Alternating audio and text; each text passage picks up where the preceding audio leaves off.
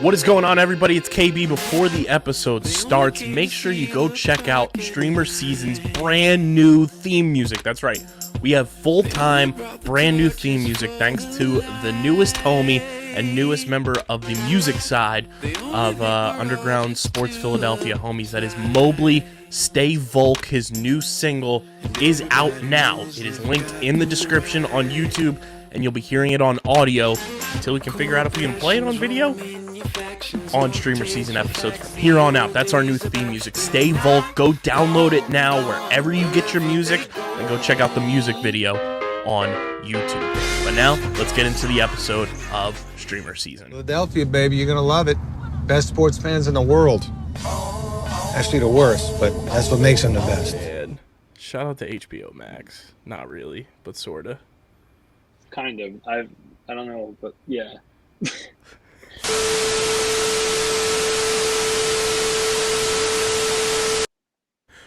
What is going on, fellow streamers? Welcome into another episode of StreamerSZN, the exclusive TV and movie podcast for streaming platforms on the Underground Sports Philadelphia Podcast Network.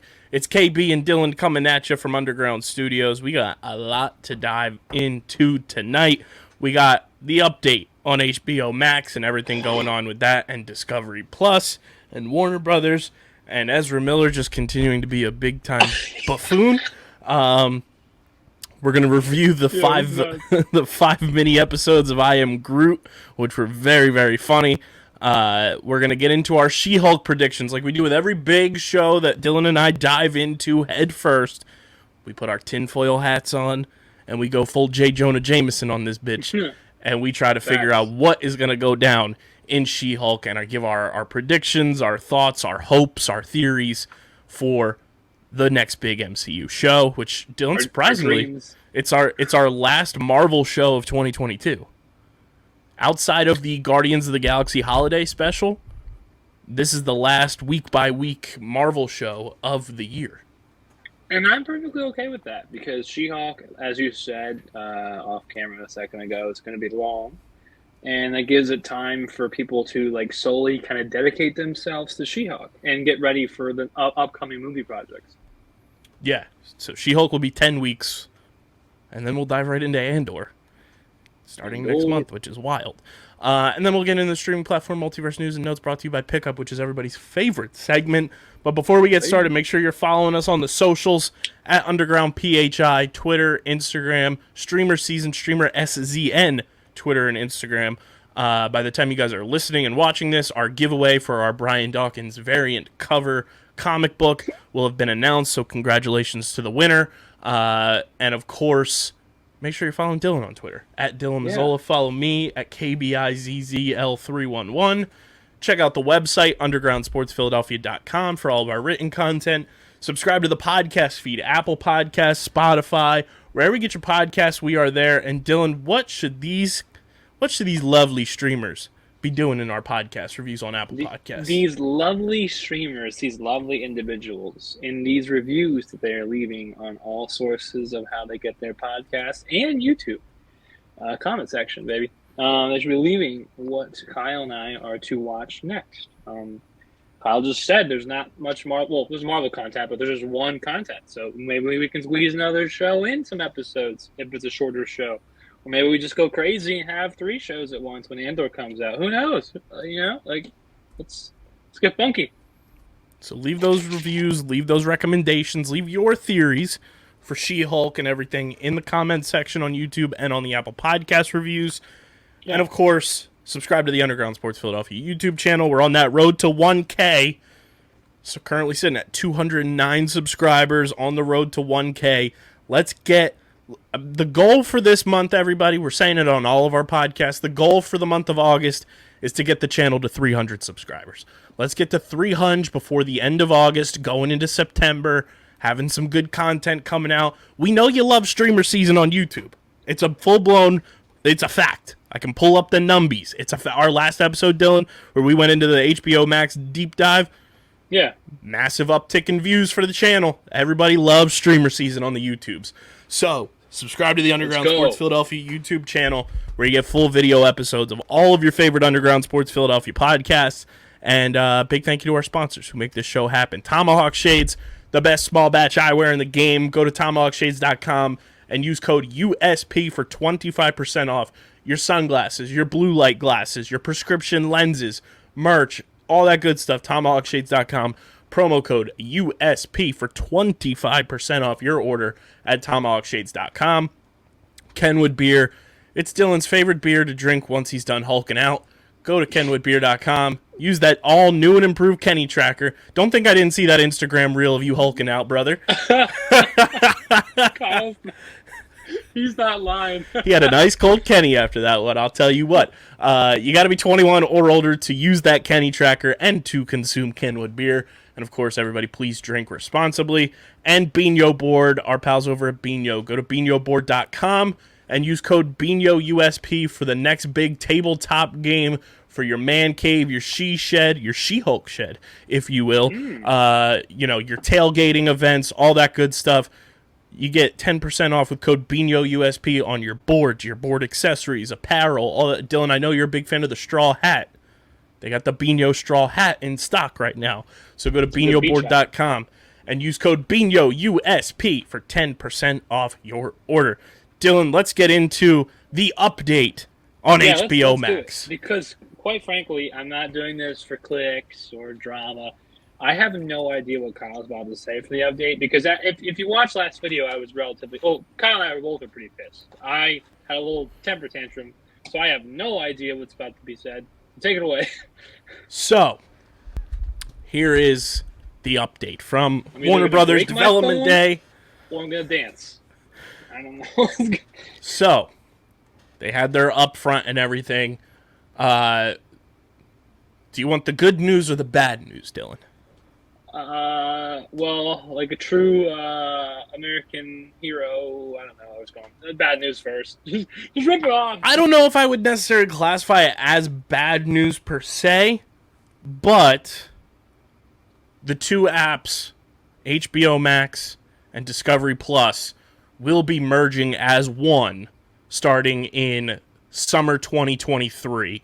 That does not have a new name yet. It will have a new name for that streaming platform, but essentially HBO Max, Discovery Plus will be merging into one app. HBO Max, though, is not really going away per se. The one that bought Discovery, like, did it say like who absolved who? You know what I mean? So they merged, but they never really said like who really bought who. They kind of just combined forces. Really, it was a $43 billion merger back in April. And now the company name is Warner Brothers Discovery instead of just simply Warner Brothers and Discovery being separate things. They just combined the two names there. As for what content will be available on this new app, please tell me is the good news part. Expect a combination of what's already existing on the two apps. So for both of them, with some things perhaps being removed between now and summer 2023, which we've already kind of seen some of those original movies being removed from HBO kind of secretly. Heavy hitters like HBO Max's Harry Potter and DC Comics franchises will surely join Discovery's popular shows like Deadliest Catch and Property Brothers, but we'll find out more about the catalog over the next year. As for the remark about content being removed, that's not idle speculation. It's already happening. Like we said, Seth Rogen's American Pickle and Melissa McCarthy's Superintelligence have been removed, and they canceled, obviously, Batgirl, which has been, I think, the biggest publicity for that movie to eventually get released one way or another. So I feel like the more people complain about the movie not being out, the better. Give us the Batgirl cut. So, the one constant connecting all of the titles here is that they were HBO Max originals, so perhaps the strategy going forward will focus more on movies and shows that were released theatrically or aired on actual cable television. If the upcoming season of the third season, which is upcoming, of Warrior, is shelved because of this, this person who wrote this said they might just move to the woods and give up on streaming forever. Let's see here. So here it is. Warner Brothers Discovery highlight what they think the differences are between HBO Max and Discovery Plus. This kind of rubbed a lot of people, myself included, the wrong way. They showed this in their upfront. So listed under HBO Max was these 5 bullet points. A male skew, scripted content, lean in type of content. So if you picture the chair meme of kid laying back and then coming forward, appointment viewing, and home of quote unquote fandoms. Discovery Plus had 5 bullet points, being a female skew, unscripted content, lean back, comfort viewing, and home of genre dumbs instead of fandoms. The same thing. It's the same thing. Plus, I feel like there are plenty of people who identify as women, non-binary, who may fall under one of those categories that dip into both sides of the stuff listed under Discovery Plus and the stuff listed under HBO Max. I know I watch some stuff on Discovery, like a bunch, that is under like their catalog of everything, because it's Discovery, HGTV, Food Network, all that kind of stuff is on Discovery Plus. I watch a shit ton of that stuff. And HBO Max, we all know, we watch a shit ton of that stuff too. I just felt like that diversifying there was very weird. It is weird. Maybe that's what they're trying to combine forces, so to speak, in terms of in their view, like combine man to woman, like to get views from both sexes, or well, not there's more than one sex. Yeah. Stop, I'm stumbling here. I'm having a stroke. Totally know what you mean, though. My point is, like, they're trying to draw in different kind of viewpoints, and I don't know if that would. I mean, I guess it was going to work. We'll find out next year. But I do agree it's kind of weird to lay it out like that, because you can be whoever you want and watch Deadliest Sketch, or you can be any kind of person and watch Batman. Like, there's no, you know what I mean? It's not.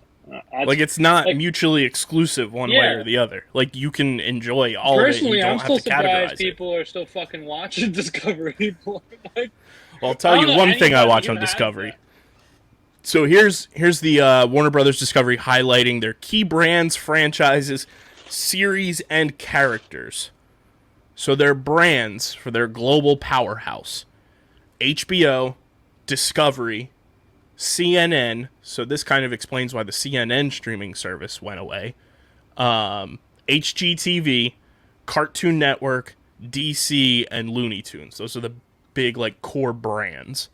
Their core franchises: Batman, Wonder Woman, Superman, Discovery Shark Week, Game of Thrones. This one made me chuckle a bit because I'm a huge fan of this show, but the fact that they put this word after it is going to make you cringe. The 90 Day Fiancé universe. Oh. Which I feel like they're using universe as a lightly used term there, simply because they just have so many spin-offs of the original show now that they're just classifying as a universe. And then the Wizarding World of Harry Potter. Those are their core franchises for this big powerhouse. Their iconic series and characters: Friends, Fixer Upper, The Big Bang Theory, Property Brothers, Diners, Drive-Ins, and Dives, Sex and the City. And then their international brands are TVN, Eurosport, which is like the international home for the Olympics, Discovery Kids, D-Max, which I think is just like Discovery Max, Nove or Novi, Nove, and then Nova? No. TV Norge. Obviously, we're not international, so we don't necessarily know what those classify under. But I did find it interesting. Some key takeaways for me from this were that their key franchises in terms of DC that they are focusing in on are franchises that we thought they were just completely resetting after we watched Peacemaker, which are Batman, Wonder Woman, Superman. And if you guys remember when we did our Peacemaker review, that finale, there were only 2 characters who were not silhouetted out of that Justice League reveal. Those 3 characters were silhouetted, and now there's rumors that Gal Gadot is going to have multiple Wonder Woman for like installments coming up. Henry Cavill might be coming back as Superman now, and with everything going on with Michael Keaton and everything, they are now replacing his character in something with Ben Affleck's Batman. Wait, did Michael Keaton something bad? I didn't see this. No, there was just like a scheduling conflict with something okay. that he couldn't be involved in one of the upcoming projects.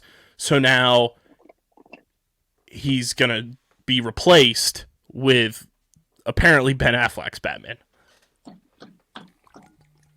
You know what? I make fun of Ben Affleck, but I will say he does look the most like Bruce Wayne out of any of the guys who played Batman so far. I know they announced that they're bringing in like their own version of Kevin Feige for DC, and they have a 10-year plan and everything.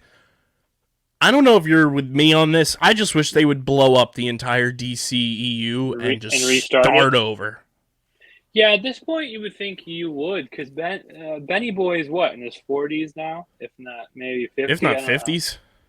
Gal Gadot is not that old, but she's still in her 30s. Yeah, like if you wanted to use Gal again, I'd be fine.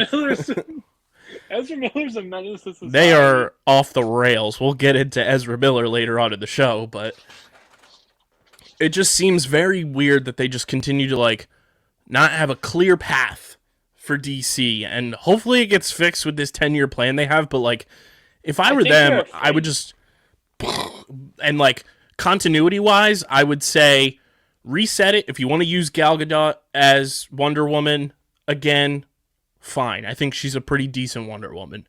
I think she does the action stuff really well. Superman too. They just mismanaged him in terms. Yeah, I think Superman was screwed by just script. And then give us a better Batman, because Batman doesn't use guns. But like continuity wise, like do that, and then make everything that happened with James Gunn's The Suicide Squad with Peacemaker, that is DCEU canon moving forward. Everything else is old school. It's old. It's in the past. It's like how Marvel has, the Fantastic Four movies, some of the X-Men movies are now classified as like legacy movies. Like do that with DC and just blow the thing up. Start fresh with this new direction you're going on. Blow up, or at least either stick to it. Like get an actor and stick to him. Granted, like Ezra Miller, kick him out. But like if you want to soft reset, get Henry Cavill, make him sign a nice contract. Get Gal Gadot, get Ben Affleck.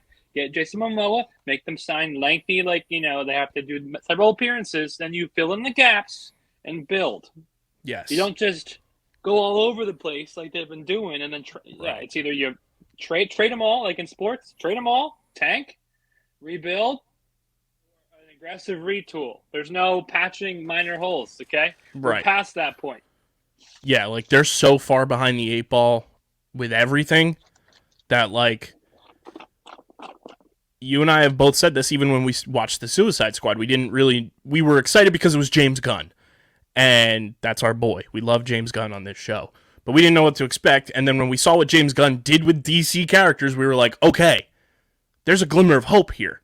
And then that's when after we watched Peacemaker, we said, give the keys to DC to just James Gunn. The random standalones for DC have done far better than like the connected movie saga. Like the Joker movie with Joaquin Phoenix, that was great. That's technically DC property because it's the Joker. Suicide Squad, like you just said, Peacemaker, Matt Reeves' Batman. I know you weren't the biggest fan of it, but you still appreciate it. It's still my second. I think it's my second favorite Batman movie, and I think that's what I'm saying. It was a good movie. It wasn't. And I think not that movie is bad. I think that also just adds more confusion into the DC universe where we're building the Matt Reeves Batman universe over here, right? Yeah. And I'm totally cool with that because I think it's going to really build itself out into being something very, very cool and a darker side. And I kind of view the Matt Reeves universe of Batman similar to what I feel like Sony is trying to do with Andrew Garfield's Spider-Man. Where it's kind of separate a little bit, and then maybe when you have these, team up and, time hopping type shits, that's when Bob Pattinson comes through and is part of these team up time travel type things. But I feel like for the most part, you can kind of make a comparison to Andrew Garfield's Spider-Man and what we believe is going to be the future of his character with the Sonyverse to Robert Pattinson's Batman, because it's kind of its own little side pocket. Yeah. But I think that what's also makes it confusing with DC as opposed to Marvel, where at least Marvel knows how to tell a story. DC is all over the place, and it makes it confusing. It's like, oh, is this part of the DCEU? What is canon? What's not? What's involved with the plot line of where the universe is building? Yes. I think that's what makes it tough with DC. Well, maybe DC has to have to decide: do they want to actually focus on Kevin Feige connect the story, or do they want to keep releasing solo bangers in terms of Peacemaker, Suicide Squad, the Batman, etc. You know what I mean? That's for them to decide, because you're right. If they're going to try to reestablish a storyline, they can't continually release these awesome side pieces, essentially, to relate it to modern day terminology for all young people out there. And then, struggle to have a connected story, which it's hilarious because I'd argue the Justice League is more iconic than the Avengers. And you can't actually, no, I'm not going to argue. I think Justice League is more iconic than the Avengers. The name in itself is just more an iconic. And you can't even do that, right? So we'll see what happens. Yeah. Looking at everything else here too, the expected rollout for this new app, summer 2023 is when it will be launched in the US. Latin America will get it in fall 2023. Europe will get it early 2024. The Asian Pacific Islands will get it mid 2024. And then new markets, there are 4 that are not listed, will get it in fall of 2024. And it looks like starting on September 30th, Dylan, HBO Max will be adding a new way to watch the #Magnolia network, which is everything from Discovery Plus. That's its cable channel. So starting September 30th, you can watch Chip Gaines and Joanna Gaines and all seasons of Fixer Upper and select Magnolia originals on HBO Max. Wow, look at my face. Look how happy I am. The reason I'm happy about that, at least from that side of things, is it sounds like they're going to be using the HBO Max software and so at least we mainframe. Can hold on for longer. Could have been worse. Could be, yeah, it's true. Could have been worse. It's true. And it sounds like a lot of, outside of 3 projects, which was Batgirl, the animated Scooby-Doo, and another project as well, everything else seems to be safe. Was Scooby-Doo a movie or was that a show? It was an animated movie follow-up. There was an original one called Scoob, and this was going to be the sequel. But for the most part, outside of those 3, it seems like every other project that is expected to come out on HBO Max has been dubbed safe. Okay, I can live with that. And so that's exciting. And it seems like they're going to be using just the app technology of HBO Max for this new app. So that's also exciting because you and I both like the way the app for HBO Max works. It's very, very laid out well. And Netflix has as much as we make fun of it for recent times, their app is iconic in terms of its simple. Some streaming services apps are a little bit weird, like Amazon Prime's not really that great. And I heard people say Discovery's not that good either, which is why I've heard Discovery sucks. So that's why this is a big deal. So that's a benefit there. And then, I think the top 3, you can put them in any order you want in terms of just user friendliness, is Netflix, Disney Plus, and HBO Max. Yeah, I guess Hulu's an honor. Well, I guess Hulu kind of counts with Disney because Hulu's pretty easy too. Because Disney at least lays it out for you where it's like, oh, this is new. Here's all the new stuff that just came out on this date. You're kind of algorithm stuff because you watched this. And then they break it all down into their categories, which I like. So HBO Max looks like it's here to stay for now, which is good. Thank goodness. It was a bit scary there for a minute. But the number 1 fan-acclaimed streaming platform seems to be safe. It might have a new name come next summer, but HBO Max, we're glad you're staying with us. Yeah, really. Dylan, let's get into I Am Groot. Let's have some happy times. Let's come and get our love, if you will. Let's give it a couple minutes of happy. I Am Groot, the first of its kind, really, for Marvel. Groot. We are Groot. I am Groot. I was going to keep Groot. saying it until you got pissed, but I was not going to go down that rabbit hole. He, she, we, Groot. Grooting. Grooting. The study of Grootology? It's first grade, Rocket.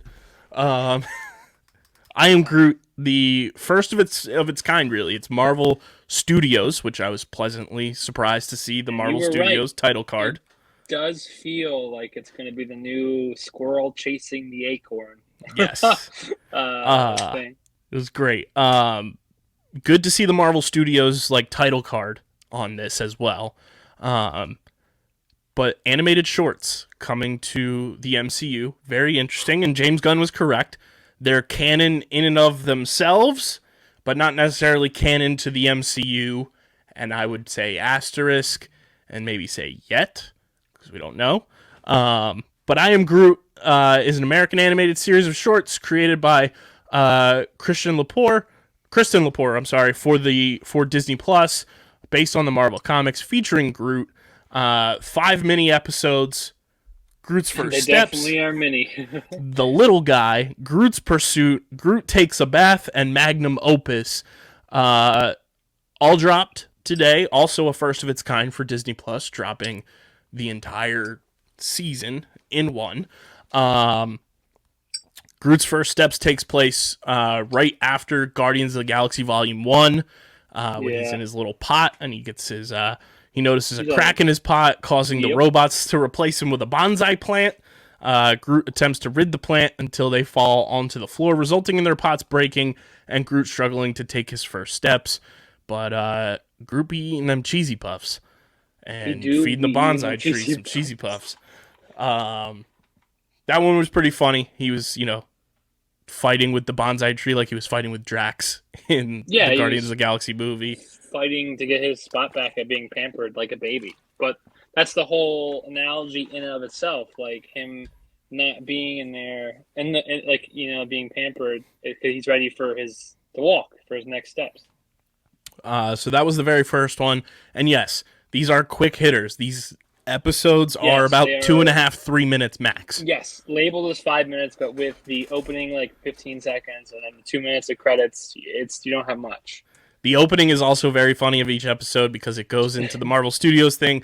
Groot has a remote, fast forwards through everything. And if you pause the remote at the right spot, you can kind of see the buttons and everything, and they're in different language on the remote, so that's also pretty interesting. Fast forwards like a old school VHS tape, and then you get the hash marks on the Marvel Studios logo too, which I think is just going to be commonplace for any animated show moving forward with the Marvel Studios title card, because it's the same thing that showed up throughout What If, which was pretty cool. So the next one is The Little Guy. So after Groot has a tantrum from alien birds destroying his tower made of branches, baby Groot finds little aliens under a rock and plays with them, only for the aliens to see this as an attack, and they launch a counterattack. And afraid Groot farts a leaf, which the aliens find as their food source, and Groot finds a nearby bush to give the aliens additional food, only to accidentally step on them upon returning. But then 9 of those little guys pop up, and that could be just the makings of those little alien people's race of Avengers. And Groot, yeah, really. Yeah, they're going to get the tree guy. No, Groot did what every little boy, and I'm sure little girl, does when they're younger. And they find an insect, ants usually, in most cases, at least on the boy side. I can't speak for anyone else. And you have a small moment of a god complex. We're like, yeah! I am king! Stomp. Also, 5 minutes later, you're like, whatever. This episode featured one of the funniest jump cuts of recent Marvel history, where Groot is screaming and whining, and then it cuts 37 minutes later, and Groot is still screaming and whining, which was very, very funny. I laughed very loud when I watched that portion of this one. So that is The Little Guy, and then we get Groot's Pursuit. Waking up in the middle of the night of his sleep in Eclector's Quadrant, Baby Groot finds a broken vial and traces a bubble-colored liquid from it around the ship. Groot also goes to the bathroom in this and is reading a book that has Kree writing on it that translates to basically the equivalent of the Everybody Poops book that every single human and their mother has read multiple times from the age of about 3 until you're about 7. Yeah, that book is essential for any young little lasses and lads out there. Do you think Groot poops acorns? That's a good question. I don't know. I'll have to ask him. He clearly farts leaves. I didn't even catch that he farted it, but now that you said that, I was like, oh, he did fart it. So he later encounters Iwua, a shape-shifting alien who impersonates Groot. The pair dance, with the alien teaching him dance steps.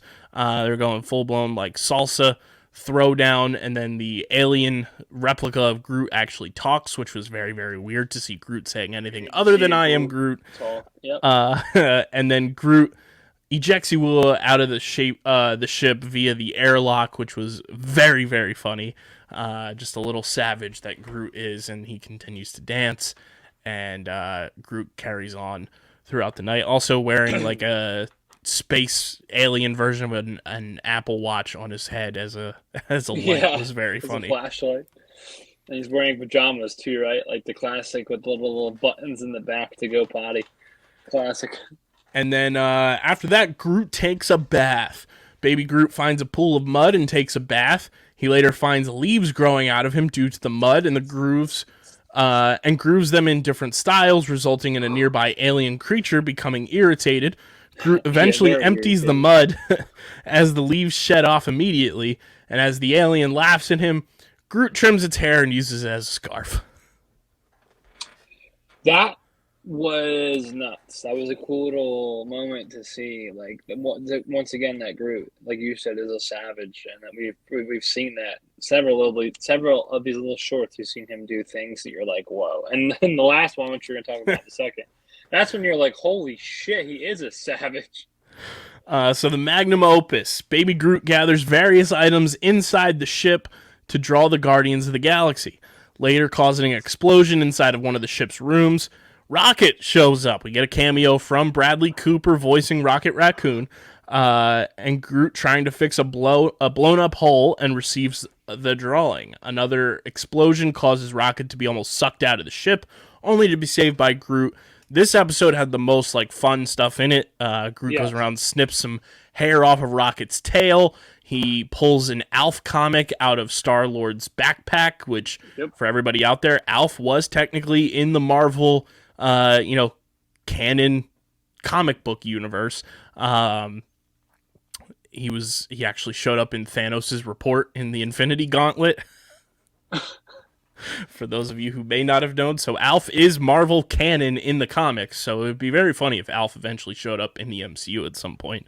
But uses it to create a family portrait of the Guardians of the Galaxy, and Groot kind of just enveloping all of them, kind of like he did in Guardians Volume 1, I believe it was. So that kind of also goes to show that Groot, even though he's regrown, kind of retains some of his memories. Yeah, it's like he's a kid again, but maybe deep down as he gets older, he'll have some repressed memories that he recalls, like the drawing, like you just said. So that is I Am Groot for the most part. I definitely recommend giving it a watch. It's very funny.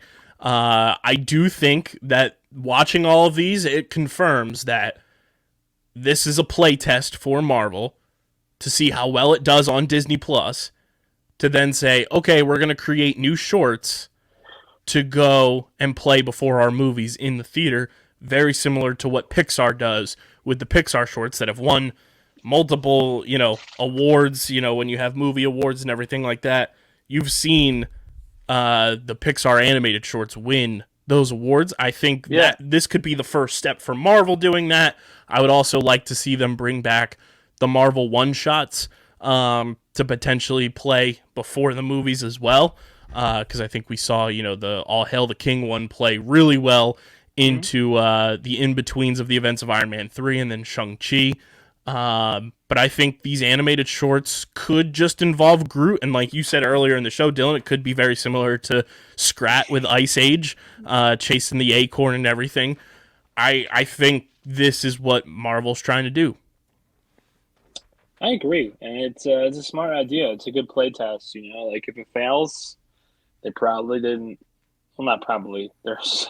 They have so much money and they're a huge company where it didn't cost them that much. And if it succeeds, like you said, they're opening another window, another door, and they can experiment more. And they can even introduce characters that haven't gotten a show or a movie appearance yet via these cartoons potentially.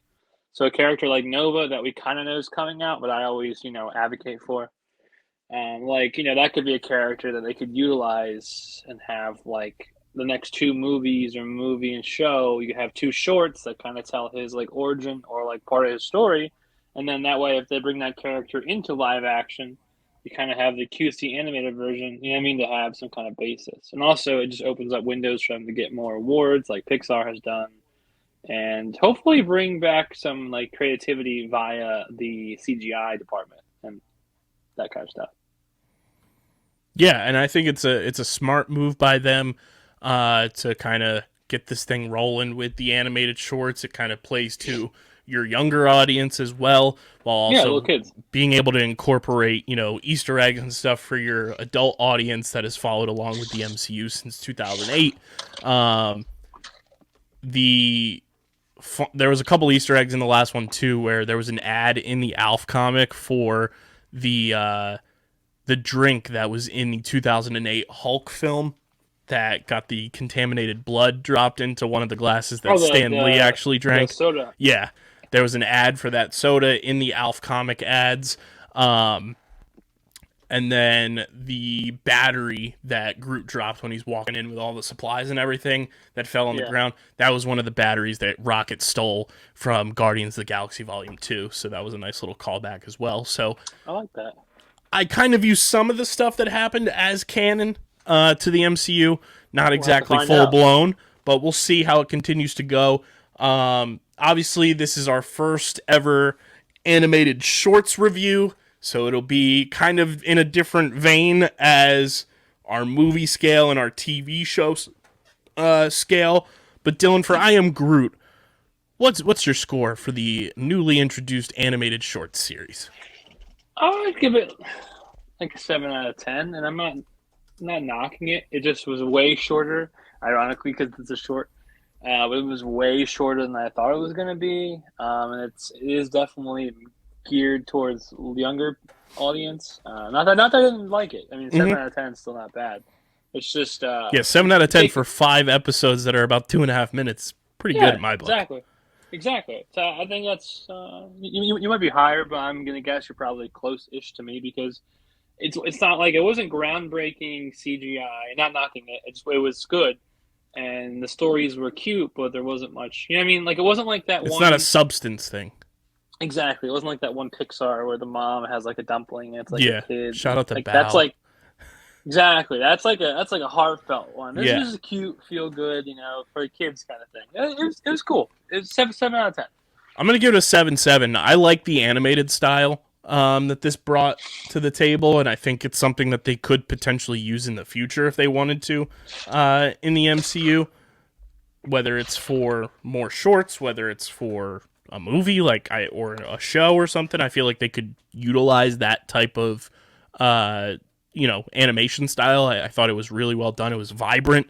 And I liked, just the comedic aspect of everything with Groot and following along with him and having Rocket show up in the last one was a very cool, nice little cherry on top.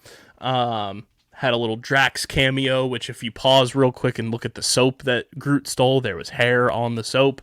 Hopefully that was just hair from Rocket's tail and not from Drax. But Ayo. I'm giving it a 7.7 on the animated short scale, which is a different scale than TV shows and movies. But I Am Groot, definitely recommend giving it a watch. Don't know if it's like full-blown rewatchable. Like I'm sure it's something like if you haven't watched it in a while, go and watch it for a funny laugh. But I think this is just the start for Marvel and their animated shorts department. So shout out to IAmGroot. Nice little thing to hold us over for next week. She-Hulk busting through. It's time to get to the courtroom with Jennifer Walters and Hulk out. We have 10 episodes, Dylan, of She-Hulk coming out starting next Thursday. So for the people who didn't listen last week, what were you doing? Second of all, starting next week, Dylan and I will be recording on Thursdays. The episodes will come out on Fridays for the next 10 weeks. So for the duration of She-Hulk and until we say otherwise, Thursday recordings, Friday you'll have StreamerSZN in your sub box on YouTube and on your podcast apps. So be a friend, tell a friend. If you're a dedicated listener, like I know there's those dedicated listeners out there, let them know. Fridays with StreamerSZN. But She-Hulk coming out. There's a lot to kind of unpack already from what we've seen from the trailers. Lots of characters going to be involved, which makes a lot of sense with it being kind of a courtroom comedy drama type situation. I'm pulling up the cast now, so I can do some tinfoil hatting for everybody. We obviously know our boy Matt Murdock's going to be involved. Shout out to Daredevil, which Dylan, we got another member of our company on board watching Daredevil right now. DJ has started his run of watching Daredevil, and he is fully invested and very, very into. Is he a Marvel guy, or is he like a past? He's a Marvel guy, but never watched. He watched like parts of stuff here and there, but he was like, I'm gonna catch up and do the full blown rewatch thing as well. So he's also on his Marvel rewatch. And there was stuff that he hadn't seen yet. He just watched Shang-Chi for the first time and absolutely loved it. And now he is on Daredevil before he watches Hawkeye, which I recommended to both he and Patrick Pitts. So he's in for a treat with our boy Matt Murdock, who is showing up in She-Hulk, which you and I are very stoked about. First time seeing him since his little cameo in Spider-Man No Way Home. But Jennifer Walters, Bruce Banner, Ilan Blonsky, we've got Wong in the cut. Wong. There's a lot that's going to go on in this show, and I'm glad it's 10 episodes. I'm glad it's not being condensed into 6, because I feel like this is a show that requires a lengthy kind of timeline to get the stories across that they're going to try to tell. Dylan, I'm going to start you off with my first prediction for this show. Holy shit, boys and girls. Are we in for a ride? Credited in 9 episodes. Wait, who's credited for 9 episodes? Charlie motherfucking Cox. Let's go. Tim Roth, 9 episodes. Let's go. Wait, is it 10 episodes, not 9? It's supposed 10, right? It's supposed to be 10? Because everyone's credited 9. It might be 9. They might have cut Either way. Either way. 9's close enough to 10. You're fine. I have my first prediction for this show. What's that? And it might blow your socks off a little bit, brother. I am wearing socks on, so we will see. Jennifer Walters, a.k.a. She-Hulk, will be part of not only the Avengers, like she is in the comics. Okay. So that's kind of expected. I believe Jennifer Walters, a.k.a. She-Hulk, will also be part of the new reworked Defenders in the MCU. Oh, so she's going to join Luke Cage and... I have a prediction that the Defenders are going to look sort of kind of like this in the MCU.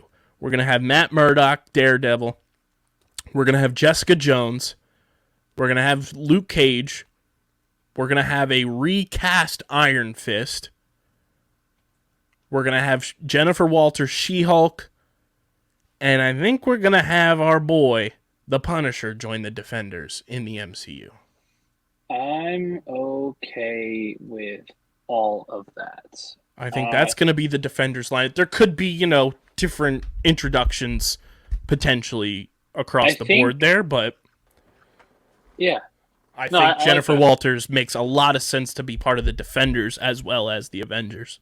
I think my theory, not so much a theory really, well, I guess it could be a theory, is that I think she's going to have to defend like a bad person, so possibly defend Tim Roth, like do that kind of thing. I agree with you. Similar to how Charlie Cox had to defend the Punisher, because the Punisher, unfortunately, even though we all love him, legality-wise isn't exactly right. And there really isn't that many other characters to speculate on. Like, there's a couple actors. There's 2 actors that are in 8 and 9 episodes apiece, and they have no title underneath their names. There's an actor by the name of Griffin Matthews. He's in 8 episodes. And then there's a guy named Josh Segara. Segara. Who's I'm in looking 9. at their profiles here to see what they've also been in. Well, Josh played a villain in the Arrow show. Okay. Like an anti-hero villain.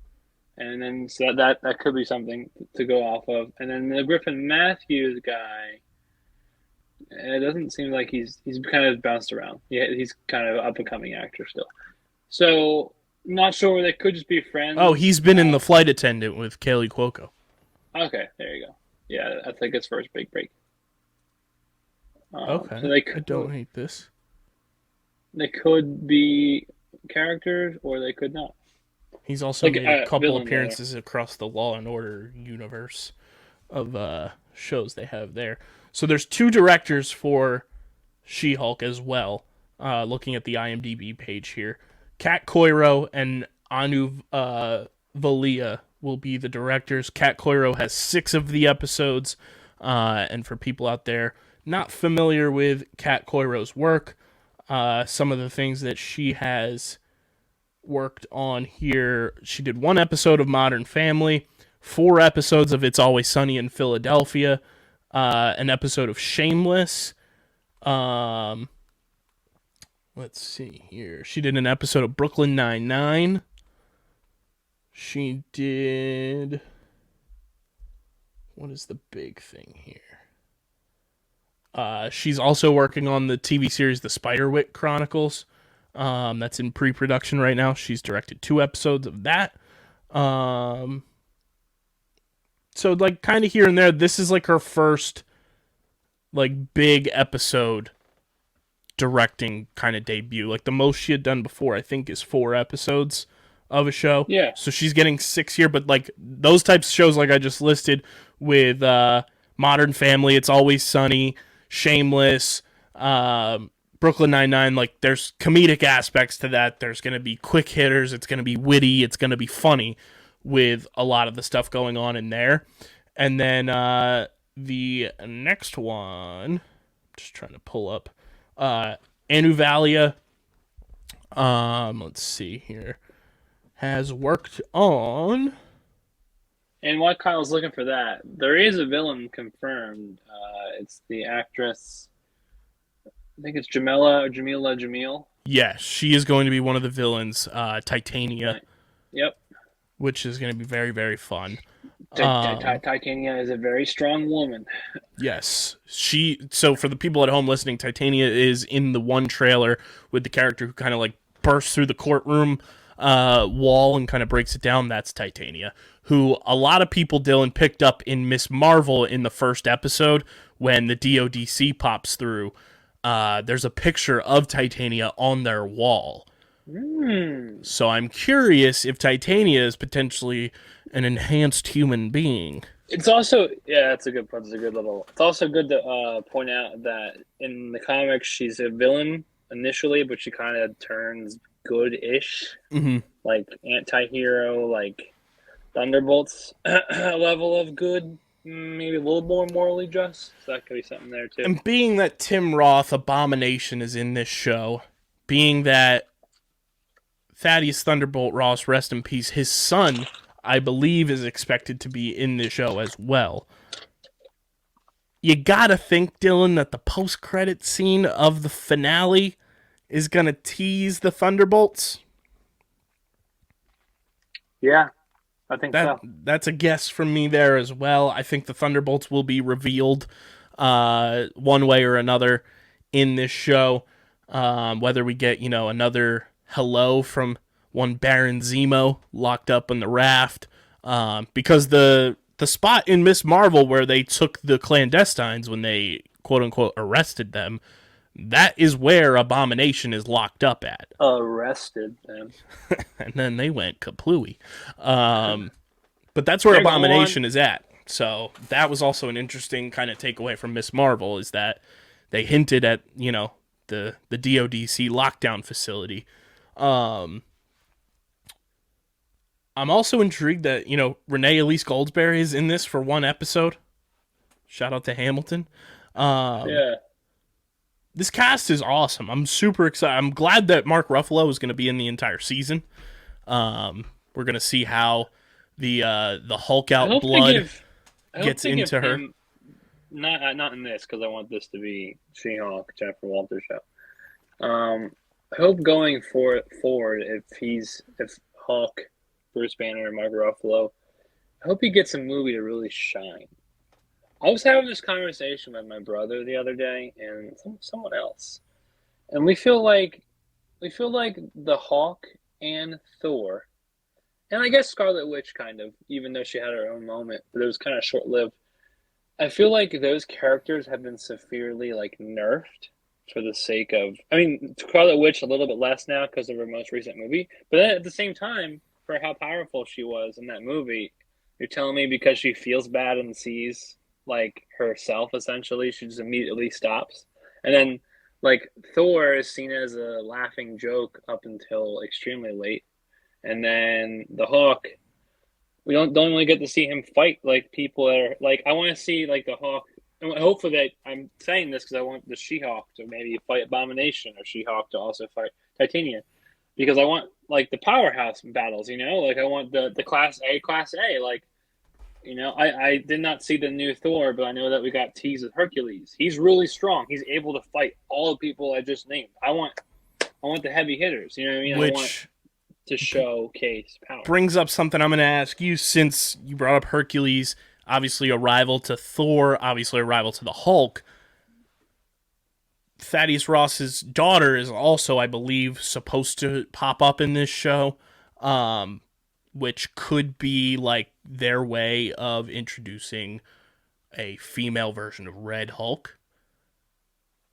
I think we could get that possibility. And then I think they could be setting up potential for She-Hulk Season 2 to be, if it happens, obviously we got to see how the show plays out, but I think there's possibilities to open the door to the World War Hulk comic line now that Hercules is in the fold. That's true. World War Hulk, that would be an interesting comic line to explore. I just hope that we get, like, from what I'm saying, I hope the show delivers, and I hope it like kind of helps the Hulk name, because there's so many, like you said, there's so many, like there's She-Hulk, she's badass. There's the Hulk, the Incredible Hulk. There's Red Hulk. There's Abomination. There's what's the Hulk called when he takes over the world? Like Maestro or Mastro, when he like. There's so many cool versions of this character, both man and female. Like, and I would like to see that because there's not many people. Let's not forget our boy Amadeus Cho, Smart Hulk from the Champions, who has been name dropped before in the MCU. And I was recently watching a new Rockstars video. They brought up the Age of Ultron scene when Ultron and Vision are coming to be. The scientist in the lab who creates Vision is Dr. Cho. Hey, yo. Could be Amadeus' mom. That could also be where White Vision flew off to go figure out some stuff about his past. What do you think Daredevil's role is going to be in this show? Obviously, there's a big connection with the courtroom stuff and lawyers and everything, and there's a big, run of them being, intertwined in the comics and everything. But how do you think Charlie Cox's Daredevil finally getting, more than just a cameo?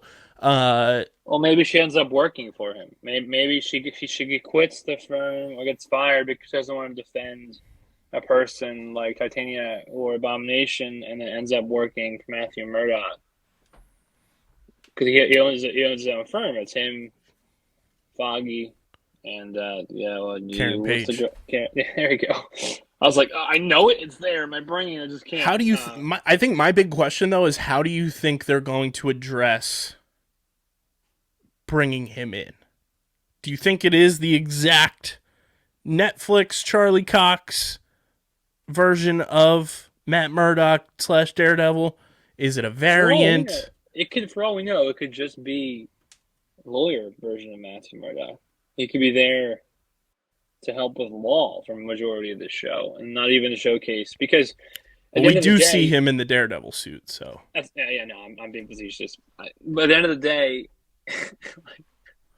the several characters I just named would destroy him because as awesome and as powerful as Matthew Murdock Daredevil is, he's still on that the upper tier of street level heroes, and he doesn't have really I guess technically he has superhuman strength. He's stronger than you and I, but he doesn't have superhuman strength in terms of like Captain America, etc., or She-Hulk. As far as we know, Paul, you're right. Because if this is a variant, like we saw in Falcon and Winter Soldier, people taking that super soldier serum, and it was out there.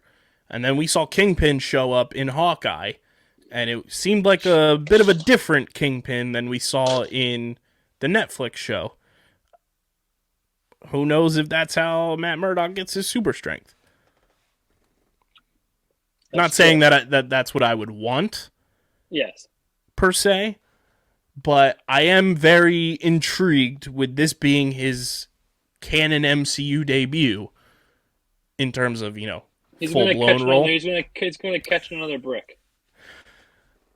Do you think... Well, also... See, it's going to be interesting now, too. Because now that I'm thinking about it and everything... Oh, he's getting that brain turning, folks. I see the smoke. Matt Murdock doesn't know who Peter Parker is anymore. That's true. Because of the events of the spell. Matt Murdock presumably does not know who any other superhero is either, because he's not part of the team. So he wouldn't know, like, the secret identities. You know what I mean? Like, he wouldn't know who's who. Oh, granted, not all of them are secret. Like, Thor's not secret. But I think pretty much just Spider-Man was secret up until Mysterio. Everyone knows the Hulk is Bruce Banner, right? Those are mutually exclusive. I guess he wouldn't know. I guess the only other one is Scott. He wouldn't know Ant-Man at all. Unless he listened to his podcast. Yeah. Matt Murdock strikes me as a big podcast guy. For sure. I'm very intrigued to see how they're going to play around the Netflix stuff. For sure. Do you think, even though he's not listed, which for good reason probably, we didn't see a lot of listings for certain characters when they made big time, appearances and stuff. Do you think we'll get a Wilson Fisk appearance? Could be a cameo, or at the very least a name drop. You know what I mean? Like maybe something, envelope, something. Yeah, so I guess technically, yes, I do think we'll get some kind of wiggle into the Wilson Fisk role again. He's too big of a name not to have in this kind of show, especially when it's dealing with like law and criminal law and stuff. Because he's the king of the kingpin, He's the king of New York. Yeah, exactly. So what he sees. Now that I'm thinking about it too, like since this is Daredevil's first show introduction, and the next show that he Kyle, is, I would like them to have a cameo of the Bullseye actor from the show. Yes, is that what you were going to say? Well, I wasn't even going to say that, but yes, sign me up for that because I think he's going to be in the Thunderbolts. Same guy, same suit, by the way, please. Yes, sign me up because I think he's going to be in the Thunderbolts movie and part of the team. The thing I was going to say is, do you think, how many post-credit scenes do you think this show will give us for that final episode? I'll start with that. I think we'll get some type of, I don't know if it'll be a credit or not, but I think we'll get some kind of like reveal like halfway through the show, whether it's in the episode or at the end of the episode. And in terms of like actual Marvel credits, I think we'll get like 2 like end credit scenes. Because I'm just thinking now, with everything expected for 2023, They like doing two. Marvel's low key sick. Yeah. They like the rule of two.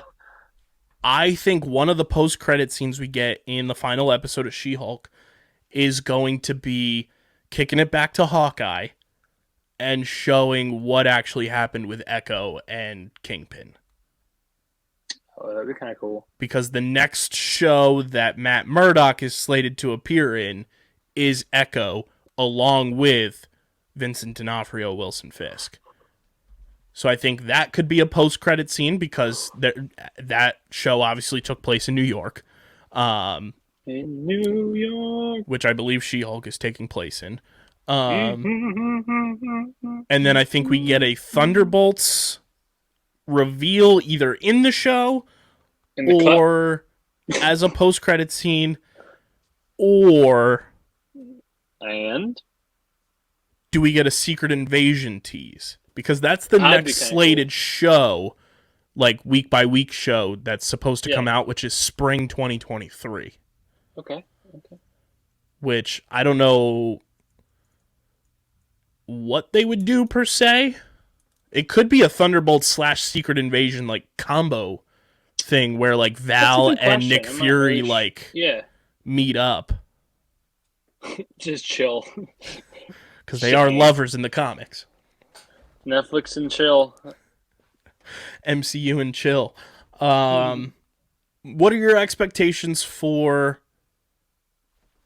Tatiana Maslany as Jennifer Walters / She-Hulk, for Tim Roth coming back full-blown as Abomination for the first time since the 2008 Incredible Hulk movie, and for Charlie Cox? And then also, what do you think Wong's role is going to be in this show? Because he is slated for 9 episodes.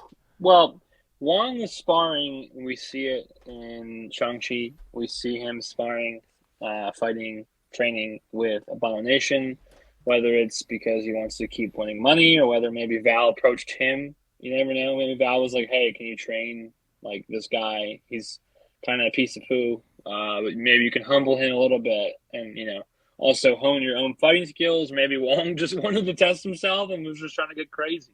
That part, we don't know entirely why. But so for Wong, I'm excited for him to be there again. He's an interesting character. I mean, Wong is, if this is like taking place in current MCU time, I'm not sure. I'm assuming that's where it's on the timeline. Wong is the Sorcerer Supreme right now. Correct. So it's not only just a wizard or a magic character, it is the Sorcerer Supreme. So someone that has some rank. And as for Titania, I'm pretty excited about her because, like I said, it's always cool to have like the Goliath type characters, the characters who can like throw vehicles, like that. And a new character at that. Yeah, as well. Introduction. They have Tim Roth back as Abomination.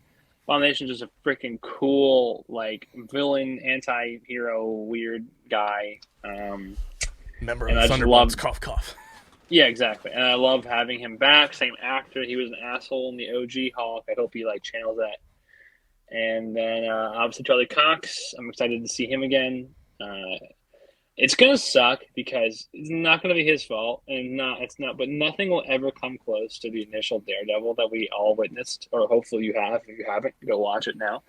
So it's gonna be like such amazing experience to get him back, but it's also gonna be like bittersweet because you're gonna be like, no, it's not the Daredevil I knew. It's different. How great of a surprise would it be if it is same level of just grit and... I hope it's the same level of grit. I want them to take the actor who played Luke Cage, the actor who played John Bernthal, and the actor who played the Punisher. You can even do Jessica Jones. Her show wasn't bad. I think Jessica Jones will be coming back. And I want you to just roll them into the MCU. Their characters, the Netflix adaptations, were relatively accurate to what they are as a comics. And yeah, sure, it wasn't as kid-friendly, but, like, let's face it, Daredevil's not a nice superhero. Like, he beats the shit out of people in New York.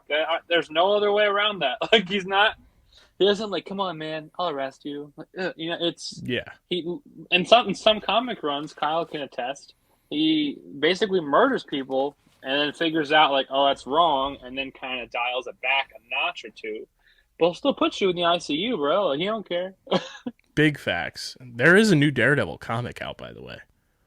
Yeah, there's a new line where he kills Kingpin, and it looks you gotta Google that. It's the sickest like picture. It's him like I think his hands are either up or at his sides, and then the bubble is like I tried everything else, and it's just like Yes. a dead Wilskin fish just like laying there. I'm like that is so cold. There's a few new comic runs. This one is interesting, Dylan. Not to stray too far away from She-Hulk before we wrap up with that, but there is a new comic run that Volume 1 came out in July.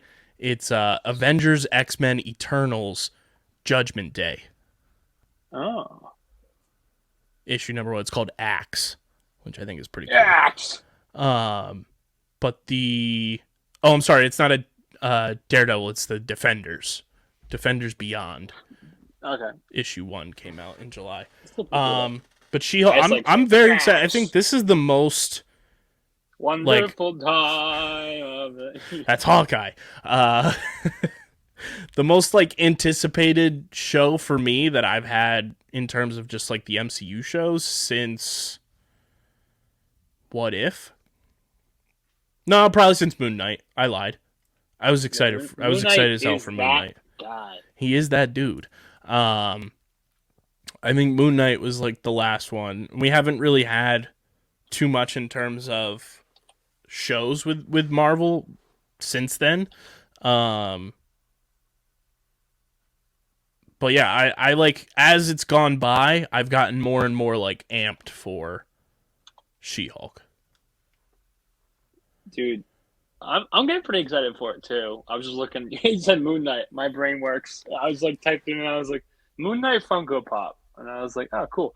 But no, Moon Knight's Jesus, not Moon Knight. She-Hulk. See, Kyle got me distracted. Oscar Isaac is forever in my brain, rent free. Daddy lives rent free in our brains.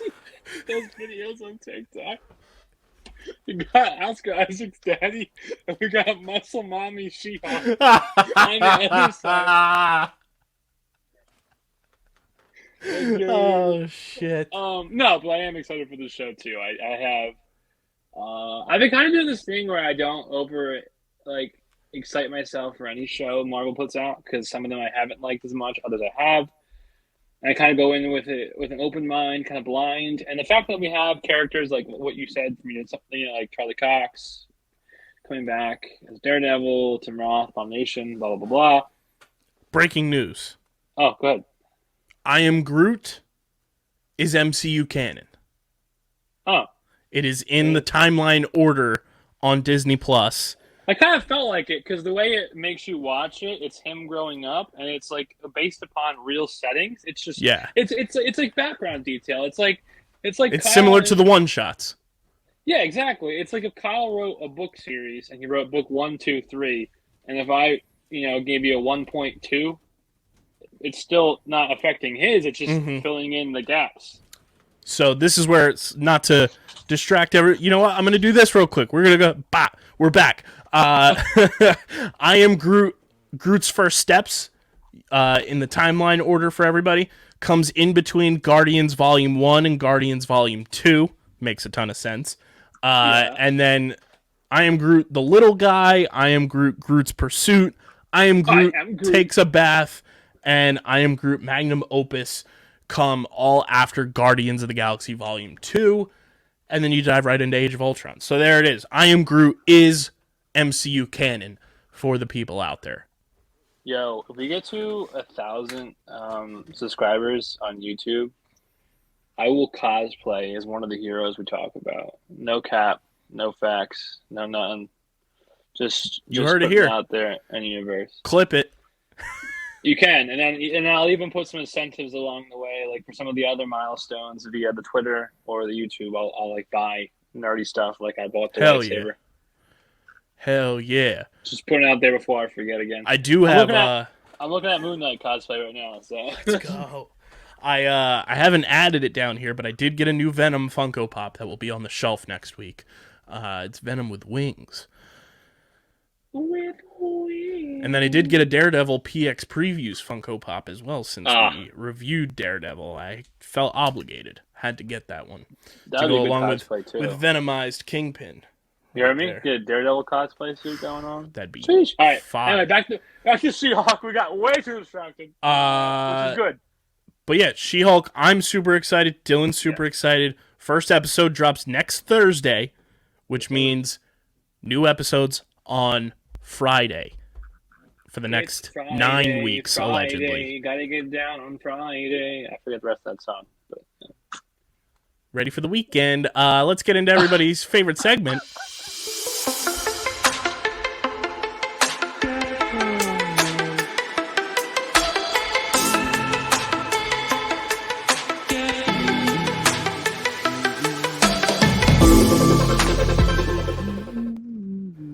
That was very funny. I don't know why, but StreamYard did not mute your mic, so you were humming over the theme music, and that's absolute gold.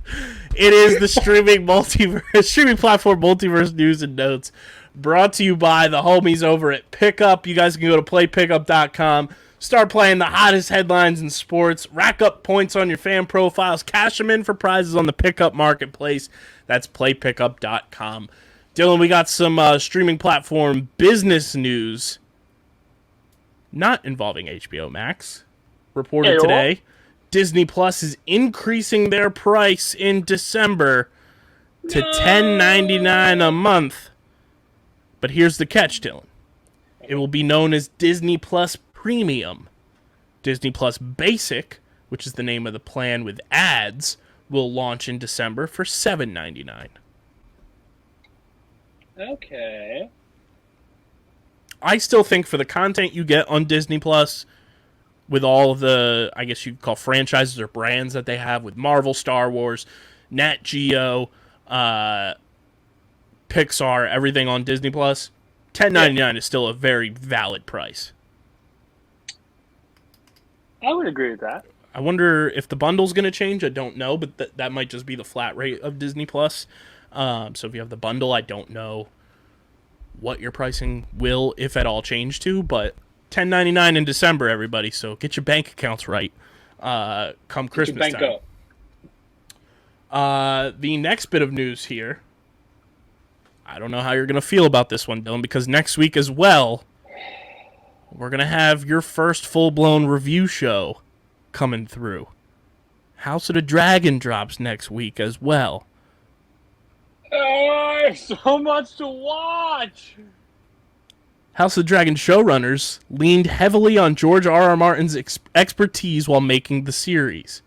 The opposite of what happened in later seasons of Game of Thrones. By season 5 and 6, and certainly 7 and 8, I was pretty much out of the loop, said Martin.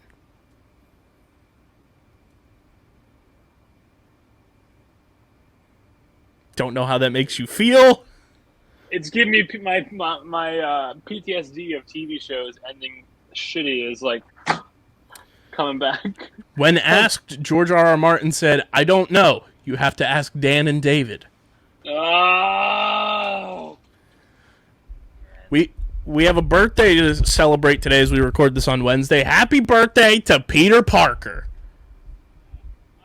Let's talk about that. Let's talk about Peter Parker. Woo! Today's also the day that Spider-Man was introduced in Amazing Fantasy number 15, all the way back in 1962.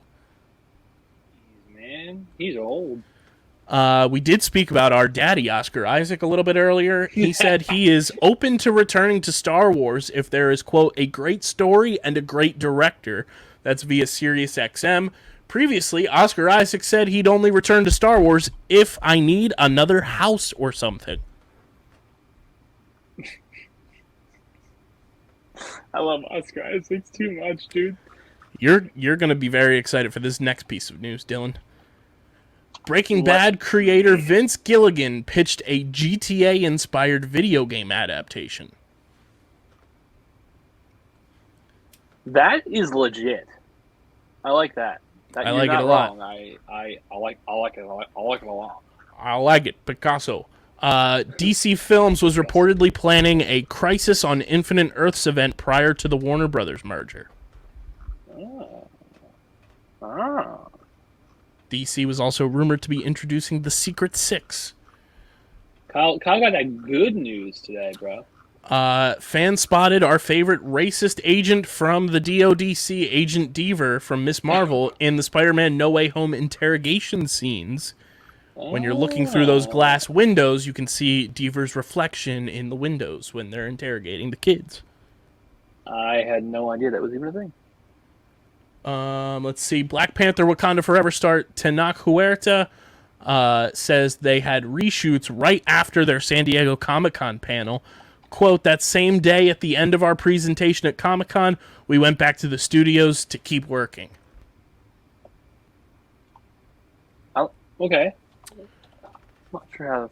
I guess not bad. Black Canary, the film, is still in development at HBO Max. I feel like that's been in development for a while. That could be the next one that gets canceled. No further details are known at this time, but Journey Smollett will return and Misha Green is writing the script.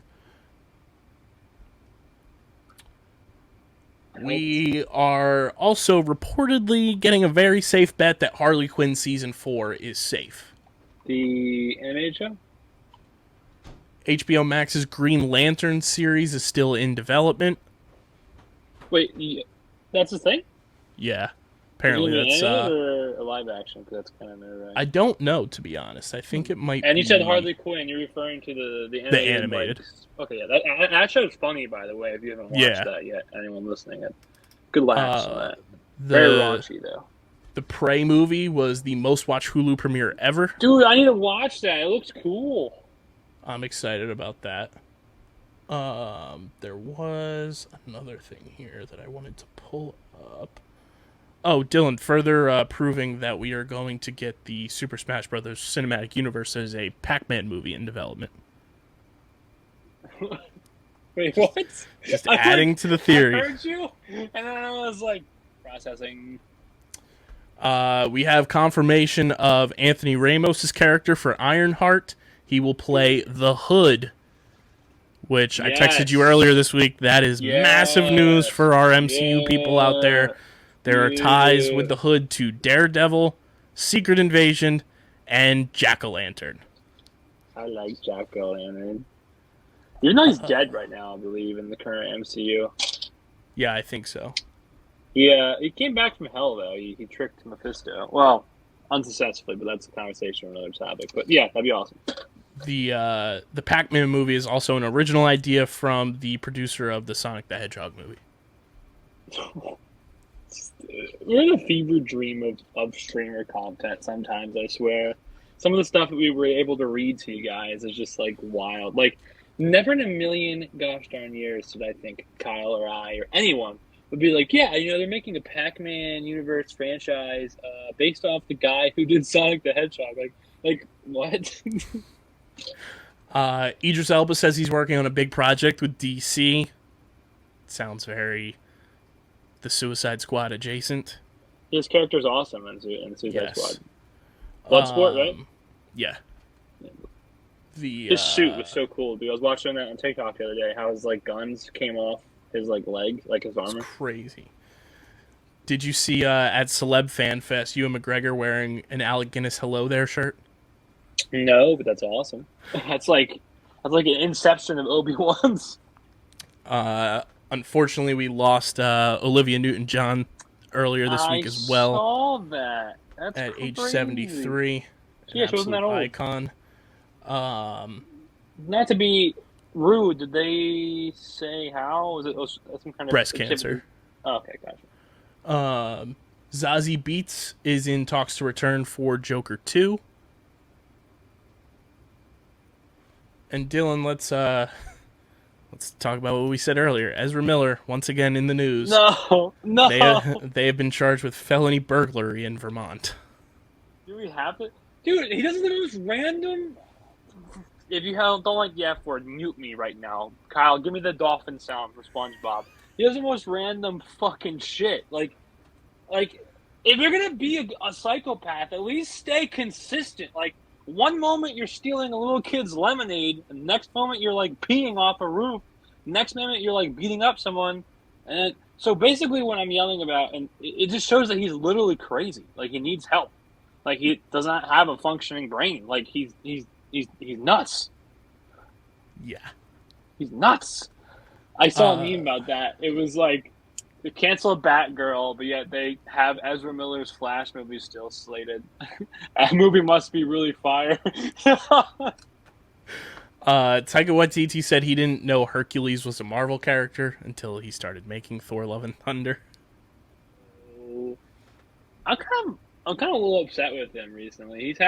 He's had some interviews recently where he's been like basically giving off the demeanor that he doesn't like care, which I'm sure he does. But like I was like, it's not the greatest of looks because your Thor movie didn't do amazingly critic wise, so might want to like pull that back a little bit.